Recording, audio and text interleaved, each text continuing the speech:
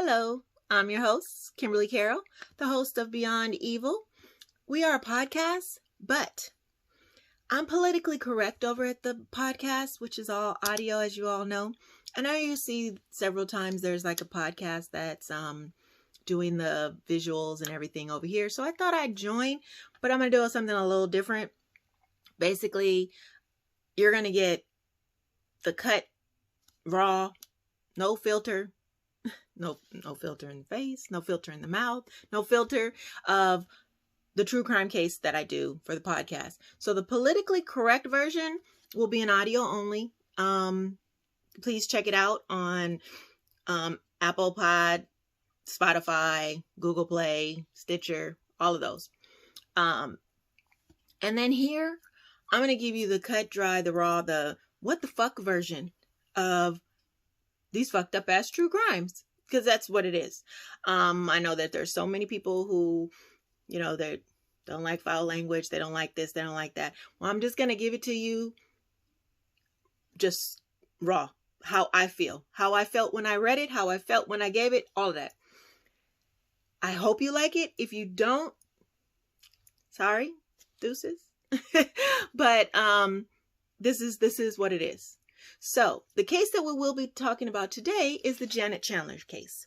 Now, if you want to listen to this case in just the, nice calm form, it's will be dropping at midnight. Well, it'll be available to you on Halloween and anytime after that. This also will be dropped on Halloween, so happy Halloween. And so you can listen to this and then go listen to that, or you can go listen to that and then come listen to this, or you can just listen to one or the other. Just listen. That's all I ask. And so let's get into the case. This is a cold case. It is from 1979, and it is about a brutal rape of a 22-year-old girl. Now, this rape was committed by a whole bunch of people.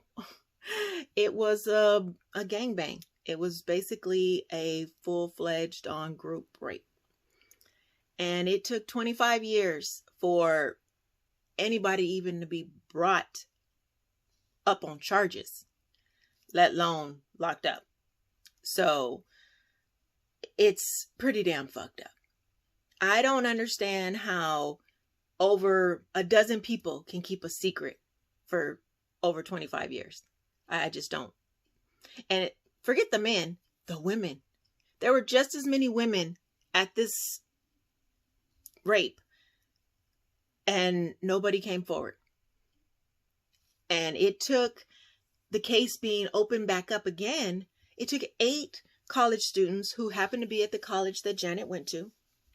And one professor put a documentary together about who killed Janet Chandler, because that just doesn't happen in a Holland, Michigan. It's like, this is a little big community. This doesn't happen. And if it does, what the hell?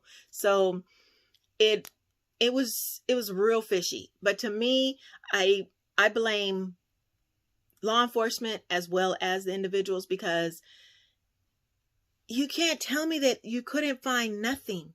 Nothing. You couldn't press people. Let me tell you. Let me go into the story so you can get some of this. There is a plant, a chemical plant. Their employees went on strike. Now, their employees went on strike, and the company hired a security company called Wackenhut. They sent out about 80 guards.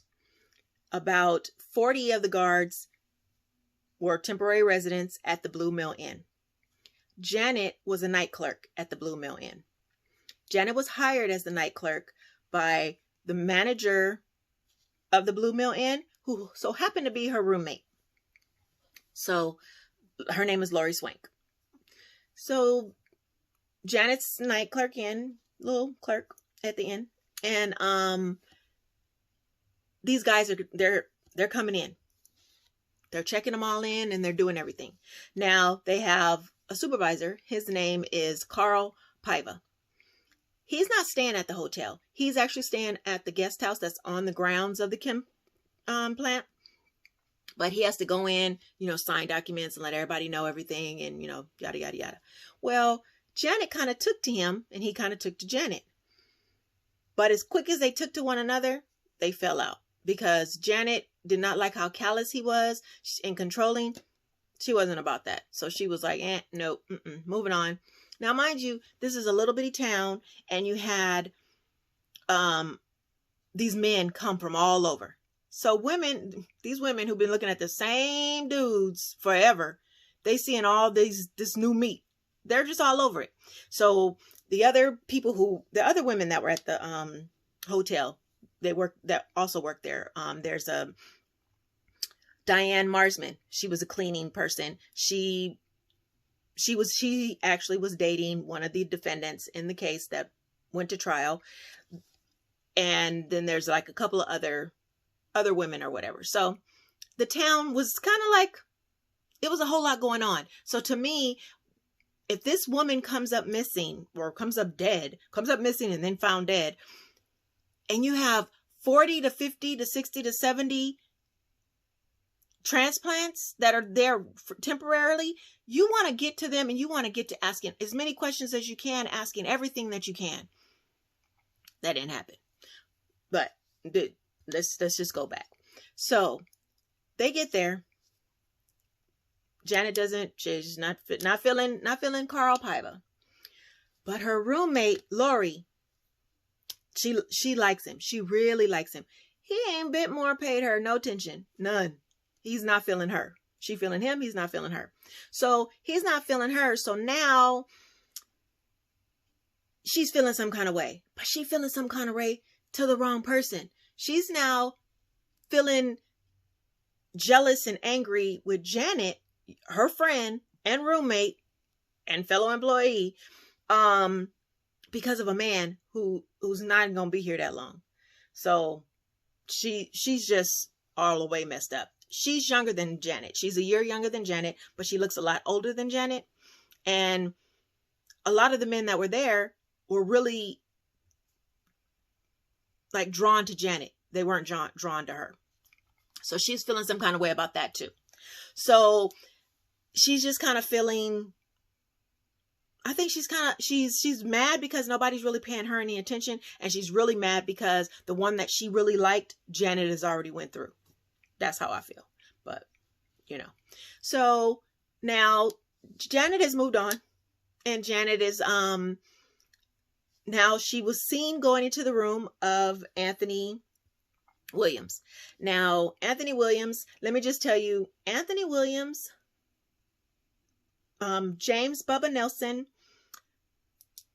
Freddie Parker, and Carl Piva, those are the 4 defendants. Those are the 4 people who go on trial for the rape and murder of Janet. Lori Swank and Robert Lynch took plea deals of second-degree murder. They would testify against the 4 defendants. The first person to confess was Robert Lynch. Robert Lynch was also the one to ultimately murder Janet. He choked her to death. And so therefore, or strangled. She was strangled. And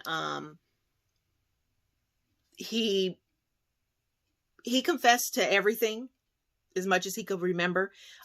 He was he was older than everybody else at the company. At that time, he was 39. He also liked Janet, so he was a little bit bothered at the fact that she used to shun his advances. But she's 22. He's 39. I remember when I was 22. You 39, I swear to God, you got 5 toes in the grave. So, now that I'm well past that, I'm like, oh, wait a minute, that's not old. But back then it was old. So that's probably what happened. And he already had some built up aggression that he took out on her when he was raping her. But so these guys decided early on, they got there in about August. This would all take place between January 28th and the party that they're going to be throwing for her and raping and killing her is on the 31st of January. So it's not a whole lot of days, but prior to that, Lori is getting all extra jealous and mad and bothered, and she's just hating life. She sees Janet. I can't remember if, it didn't say if she was going in the room or coming out of the room, but she was doing one of the two with Anthony Williams. Anthony Williams actually had a girlfriend who would testify later. Her name was Cheryl Ruiz. But I guess that didn't matter. I don't know. But so they had sex. Well, Lori decides she's going to tell Paiva because she's following him around like a little puppy dog. And she feels like the more he hates her, maybe she'll eventually fall into his arms. I don't know. But she's snitching on her friend to an outsider. But so he's pissed. Now this man is mad. Dude, you're not with her. She not with you. So why are you mad? And then on top of that, it comes out later, he had another girlfriend who ain't Lori. So on my thing is like, okay, wait a minute. You mad at your friend, but you're not mad at the other chick he with? And him, you mad and you got another chick? What is this about? So everybody's got their so what the fuck moment, I'm telling you. So once Lori tells him about the sexual encounter that Janet supposedly had, he don't get mad at Anthony, one of his employees. He mad at her. So he decides, oh, I'm going to fix her. That's exactly what he says. I'm going to fix her. So then he has a meeting. In this meeting are all of the defendants, plus Lori, plus Ruiz and Marsman, and tells them, actually no, Marsman isn't in that meeting, but Ruiz is, that he's going to have, they're going to throw a party for Janet, and she's going to get fucked to death. That's what he says. He's going to teach her a lesson. Okay. Now, Ruiz hears this. You from this town. This could very easily be you. These are outsiders. You don't go warn this girl because you mad because she had sex supposedly with the dude that you liked, and that's you calling your dude. So you don't go warning her. You don't go telling her. You don't tell the cops. You don't tell nobody. So you just gonna let this happen. Okay. And she not on trial, just so you know, but she is a witness. So it's already been said. It's already been planned. This is happening. This is happening. This is happening. So then there's another meeting. James Nelson, called him Bubba. So Bubba Nelson has a meeting in his room. Now it has Marsman, Williams, Cheryl, Ruiz. They're in there. He says, we're going to teach Janet a lesson. She's going to get it. And basically both Nelson and Williams, who is Ruiz's boyfriend, says it's going to be a fucking gangbang. That's what they say. These two ladies don't go running out of there like bats out of hell. Don't go telling nobody, none of that. Now, Ruiz, she mad because she feel like, she slept with her boyfriend. So I'm like, okay. But Marsman, why you ain't telling nobody? And Marsman works with her because Marsman works at the inn. But nobody says anything. That meeting was 2 days before shit was about to go down. So now nobody says anything. So you got 2 days to warn this girl never to come back to work again. You got 2 days to try to fix something. That don't happen. Now it's January 30th. Bubba Nelson has another little powwow, another little gathering in his room. And Freddie Parker is in there, who is dating Marsman. So he's in the meeting, she's in the meeting, Anthony and Ruiz. They're in his room. It wasn't really a meeting. It was like they just gathered up there. So they go out on the balcony to smoke, drink. I don't know. They're on the balcony. Nelson leaves. Nelson goes downstairs. He convinces, I don't know how, but he convinces Janet to put on a blindfold and let him put these handcuffs on her. He then walks her out to the car, puts her in the car, and drives away. And how we know this is because Marsman's seen it. She was standing on the balcony. She's looking down. She sees him walk out with her blindfolded, hands cuffed, and puts her in the back seat and drives away. She claims he drives in the direction of the guest house, and that's where she thinks, she testifies to him going because he was back so soon without Janet. But then this fool, he comes back and he goes back up in the room and he says, I was on the phone with Janet and I heard her get kidnapped. What? Boy, if you don't sit your big ass down somewhere and stop with the lies, you lying to the people who already know what's going to happen. Why? But Marsman said, she just look like that's the dumbest shit ever because I seen you. But she didn't tell him that, but she's just like, I seen your ass. But so she's like, okay, this must be the unsaid version he going with. Like that's just, he's telling us because that's supposed to be his story and we supposed to vouch for his story that's what happened. So that's what happened.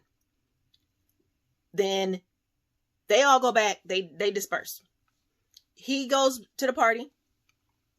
Marsman and Ruiz go home to get all super fly for this party. Why, I have no idea, but because your dudes is gonna be raping another woman. What you getting all dressed up for? But whatever. So that's what they're gonna go do. Now, Robert Lynch, he calls 911. He tells them, I heard a robbery happening downstairs, and I heard the front desk clerk Janet say, don't take it all. Okay, so you from the security company making you a security guard, you don't take your bad ass downstairs and see about it? You call from a different... Boy, please.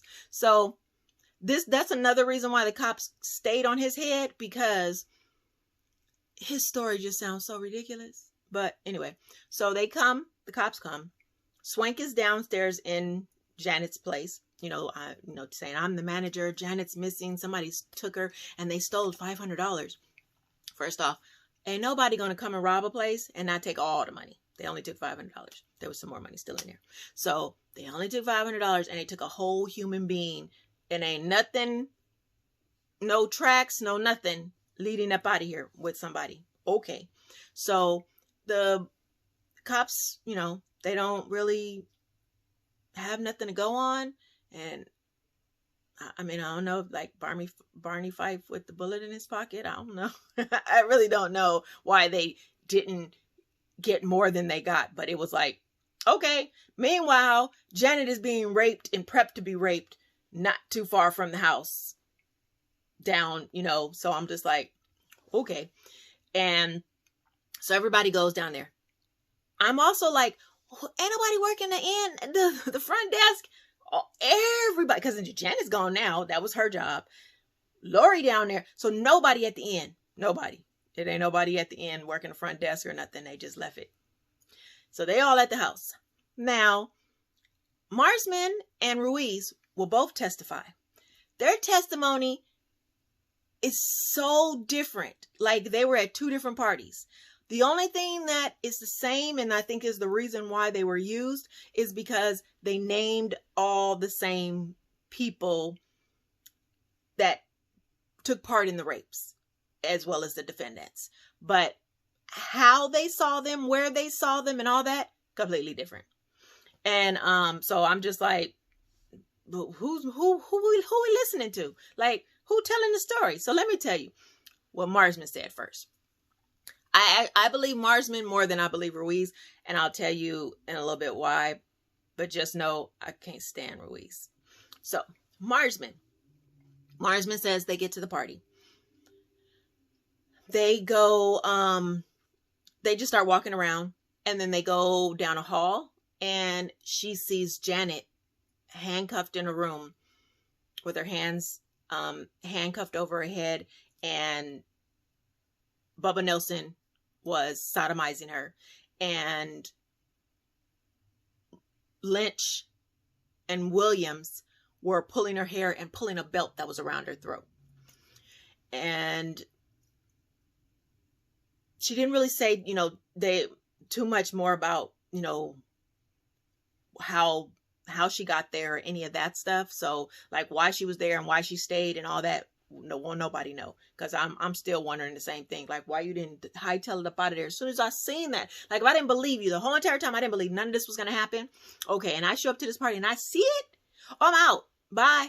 I'm gone. She wasn't. She stayed. She said that she witnessed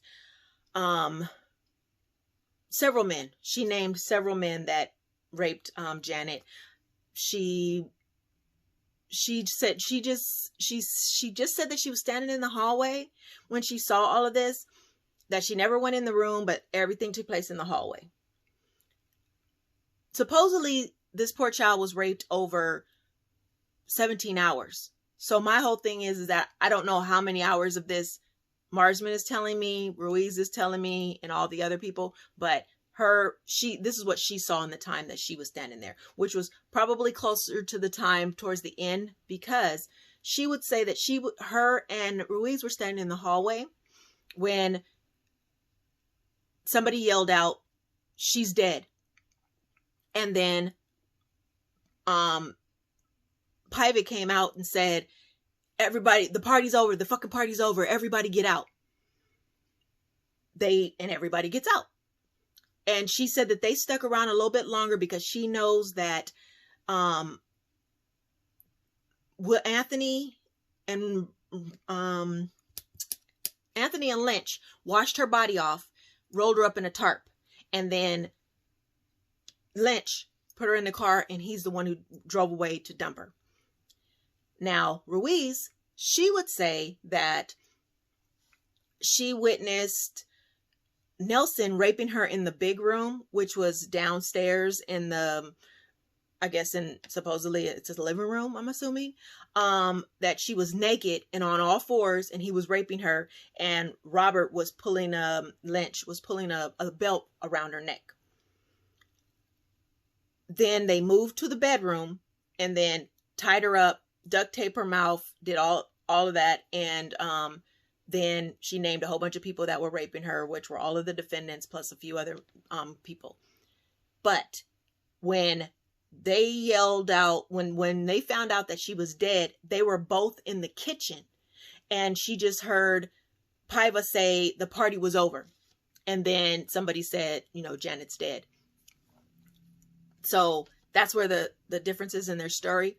Now, the reason why I can't stand Ruiz is because the prosecutor asked her, "What were you thinking when you saw her?"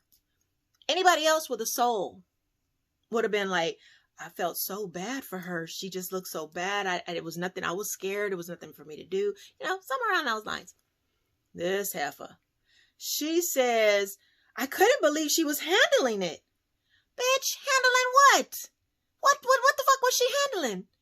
And I was just like, and the prosecutor, she was like, what? And she had tried to rephrase the question like, this bitch didn't hear what I said. Let me say this again.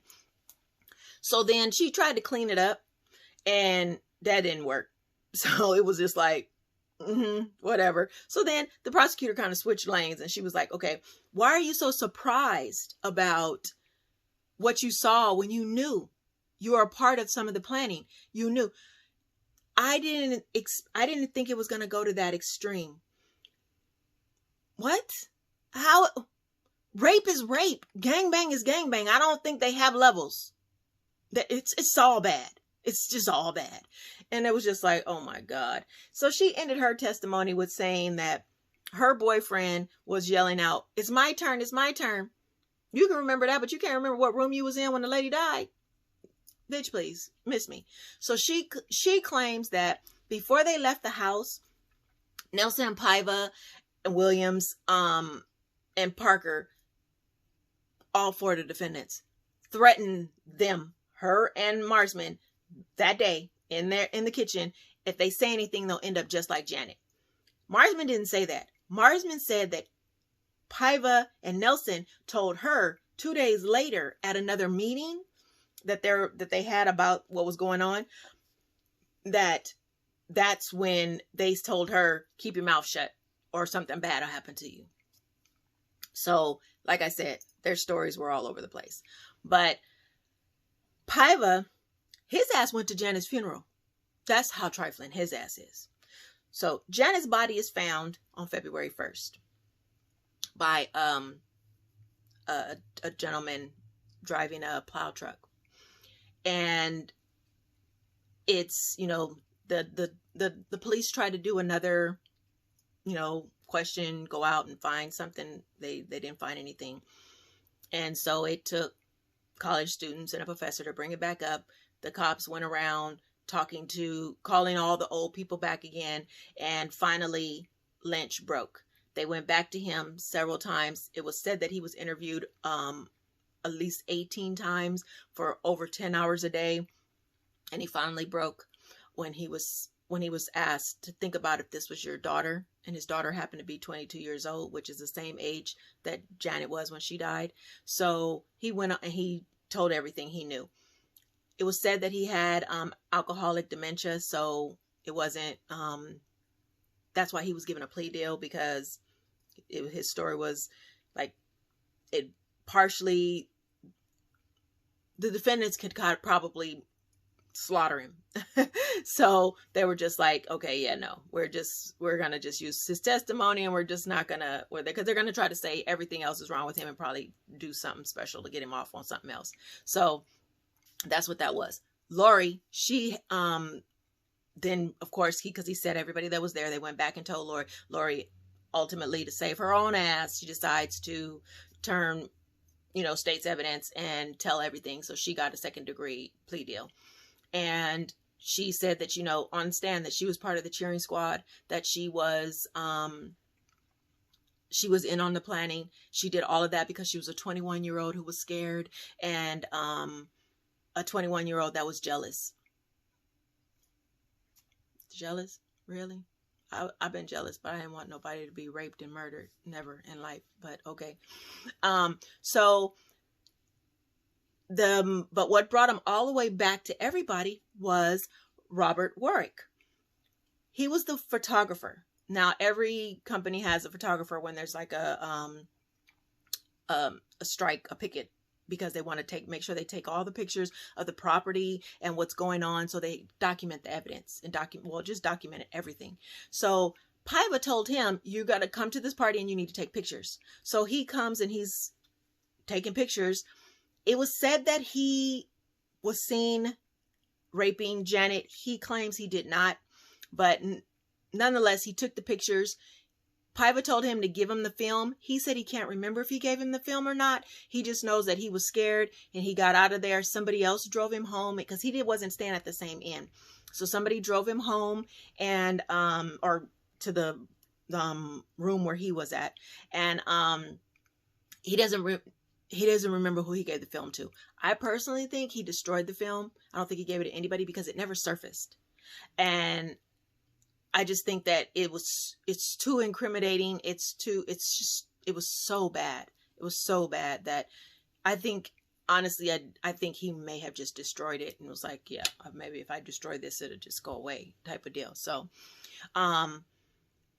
he said that he was threatened. His wife was actually threatened by Nelson and Paiva that if he said anything, something bad would happen to his wife.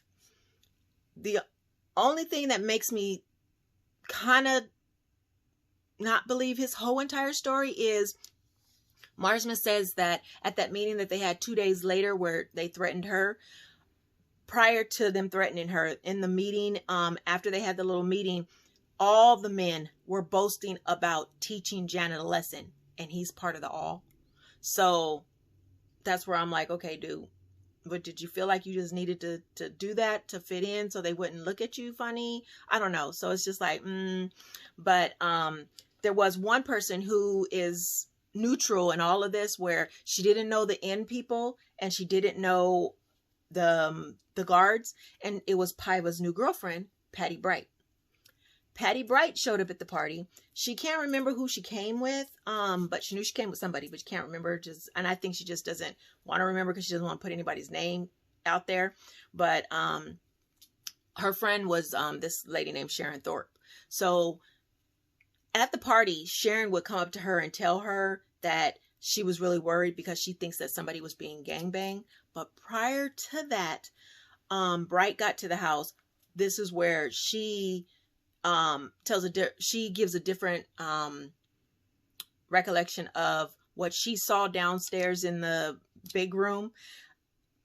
She said she saw Janet, but Janet was fully clothed, and that Nelson had a belt wrapped around her and he was dragging her by it and being really, really mean. So, because she said something to him and he told her, bitch, mind your business, get the fuck out of my face. And she was like, she backed up because, I mean, you got this 6 foot something black man in your face and you know your man is a little man. So yeah, you're gonna not say nothing. So she did. And then, but she said that then they walked away and went to a room. She kind of followed behind because she nosy, I guess. I don't know. And she saw him and Janet, Nelson and Janet, sitting on a bed. And she said Janet didn't seem as if though she was under duress, but she like gave her the look like, you know, blink twice if you need some help or something, I guess. I don't know. And so she was there, and she said she didn't give her any signs or didn't do anything. But mind you, Warwick said that he saw them raping her and she was going in and out of consciousness in his testimony. So I believe she was heavily drugged and her brain was getting starved of oxygen because of all this choking. So I mean, how else did Patty want her to look? I mean, I don't know how you're supposed to look to know, call somebody, I need help. So her, on the other hand, I'm like really pissed at her. Like, bitch, your ass don't have no claims to nobody in here. Why you didn't leave and go tell somebody before you got threatened? Because see, everybody could have told something had the police come at the time this was happening, and something could have been done. But no, nobody did that, including Patty. Like I said, she don't have no ties to nobody other than Piva, who she's to this day, she's still lying for, which I don't know why, because everybody says that he was in the room with Janet when she died, and that he was in the room the majority of the time. But Patty says he's standing in the hallway with her, talking to her most of the time. Can't be at two places at once. She says that he was talking. So he says that somebody came over to him and in his ear told him that Janet's dead. And he immediately turns over a table, starts tearing up shit and says, the party's over. Everybody get the fuck out. So now everybody's running around like crazy. Supposedly, Lori Swank, she's back at the hotel. As soon as she hears that, she's out of there. She's back at the hotel. And everybody else is, you know, just running around crazy. Well, Patty, she will testify that Piva told her to say that he was with her and they weren't at the guest house. And if she doesn't, something bad will happen to her. So I get that. Okay, so you're saying that you're going to tell this story. That's going to be your story for whatever. But now that you're now today, right now, you're giving your testimony. You know damn well he went in the hall talking to you. So why are you telling a lie? I don't understand. Because everyone said he was in the room. So we're supposed to just believe you? Yeah, probably not. So now with that being said, I don't believe shit she had to say. So I'm just like, yeah, whatever, lady. But so after that, it was just chaotic. Everybody was ripping and running, and Williams and Lynch and Piva cleaned the body, wrapped the body in a tarp. Lynch dropped drove and dropped the body off, and that was it. It was, everybody just kind of dispersed and went in their own little way. And then for 25 years, nobody was brought to justice. And it's to me, it's just so insane, because how does you can't keep kids nowadays to keep a secret for 20 minutes. I mean, this no, snitches get stitches type of business. It's a whole lot of people calling a tip line and everything else. Nobody. I'm just really glad that this young lady got justice after 20, now it's well over 30 years. Her family is still alive. Her mother and father are still alive. They were able to see some type of justice. Unfortunately, 2 of the defendants now are deceased. Paiva died this year in March. He actually died on his birthday. And Nelson died on June 8th. Supposedly of prostate cancer. I don't know, could have been COVID. But so he's gone after only serving about 13 years. Anthony Williams and Freddie Parker are still in jail for the rest of forever. And Lynch is still in jail. He's liable to die in jail because he got 25 to 40, and he's 67 years old, and he doesn't look real good.